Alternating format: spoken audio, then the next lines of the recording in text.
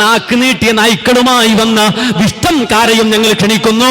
ഹാജറ ബീവിയുടെ സംഭവം ഉദ്ധരിച്ചിട്ട് നിങ്ങളുടെ ഈ വാദമുണ്ടല്ലോ, ഈ ജിന്നുകളോട് സഹായം തേടിയ ശിർക്കല്ല എന്ന വാദം ഹാജറ ബീവിയുടെ സംഭവം ഉദ്ധരിച്ച് തെളിയിക്കാൻ കഴിയുന്ന ഏതെങ്കിലും ഒരുത്തിനെ കൂട്ടത്തിലുണ്ടെങ്കിൽ ഞങ്ങൾ നിങ്ങളെ ജീവനോടെ ക്ഷണിക്കുകയാണ്. അതുപോലെ തന്നെ ഇപ്പൊ ഒരു സ്ഥലത്ത് മലക്കുണ്ട്, മലക്കിന്റെ സാന്നിധ്യമുണ്ട്, പക്ഷേ മലക്കിനെ കാണുന്നില്ല. എന്നാൽ മലക്കിനോട് ചോദിക്കാമോ? ഒരു പ്രശ്നവുമില്ല.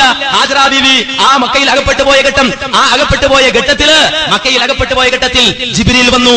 ജിബ്രീലിന്റെ ശബ്ദം കേട്ടു. അവിടെ ജിബ്രീൽ ഉണ്ടെന്ന് അറിഞ്ഞു. ആ ഹാജറ ബീവി പറഞ്ഞു, നീ സഹായിക്കുമെങ്കിൽ എന്നെ സഹായിക്ക്, സഹായിക്കുമെങ്കിൽ എന്നെ സഹായിക്ക്.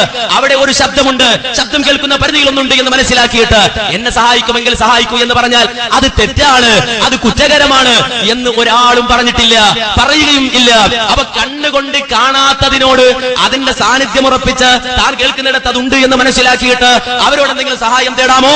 അത് തെറ്റല്ല, കുറ്റകരമല്ല എന്ന് കിട്ടും എന്നാണ് ഈ ഹദീസിന്റെ അടിസ്ഥാനത്തിൽ ഷൗക്കാനി പറഞ്ഞിട്ടുള്ളത്. അതുകൊണ്ട് ഞങ്ങളെ സംബന്ധിച്ചിടത്തോളം അതിൽ തർക്കിക്കേണ്ട കാര്യം ഇല്ല, അഭിപ്രായ വ്യത്യാസം ഉണ്ടാകേണ്ട കാര്യമില്ല, അഭിപ്രായ വ്യത്യാസം പറയേണ്ട കാര്യമില്ല. നേരെ മറിച്ച് കണ്ടുകൊണ്ട് കാണാത്തൊന്നിനോട് സഹായം തേടാമോ ഇല്ലയോ എന്നല്ല നമ്മെ സംബന്ധിച്ച തർക്കം. നാക്ക് നീട്ടിയ നായ്ക്കളുമായി വന്ന വിഷ്ടം കാരയും ഞങ്ങൾ ക്ഷണിക്കുന്നു.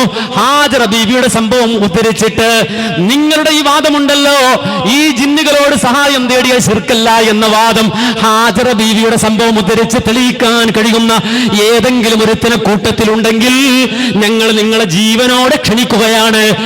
അന്ന് ഒരു മറുപടി പറഞ്ഞ കൂട്ടത്തില് ഹാജറ റളിയല്ലാഹു അതേ ആയിഷയാണെന്ന് അതിന്റെ മലക്കിനോട് ജിബ്രീലിനോട് എന്തോ സഹായം തേടി അവിടെ അങ്ങനെ സംഗതി പറഞ്ഞായിരുന്നല്ലോ. അതെന്താണ് ആ സംഭവം? അതെന്നോട് ഇന്ന് രാവിലെ വിളിച്ച് ചോദിക്കുന്നു, വൈകുന്നേരം നമ്മൾ ഖുർആൻ ക്ലാസ് കഴിഞ്ഞപ്പോൾ ഒരു പയ്യൻ ചോദിച്ച സംഭവം. അതെന്ന് വെച്ചാൽ സഹായം തേടുന്നല്ല, അതെന്ന് വെച്ചാലേ സഫാമറുക്കടയിൽ പെട്ടുപോയില്ല അവരെ. മറ്റേ ഇസ്മായിൽ അലൈഹി സ്വലാമുണ്ട്. അലൈഹി സ്വലാത്തു വസ്സലാമിന്റെ പെട്ടുപോയി കഴിഞ്ഞപ്പോ ഒരു ശബ്ദം കേട്ടു. അപ്പൊ ആരാന്ന് ചോദിച്ചു, ജിബ്രീലാന്ന് പറഞ്ഞു.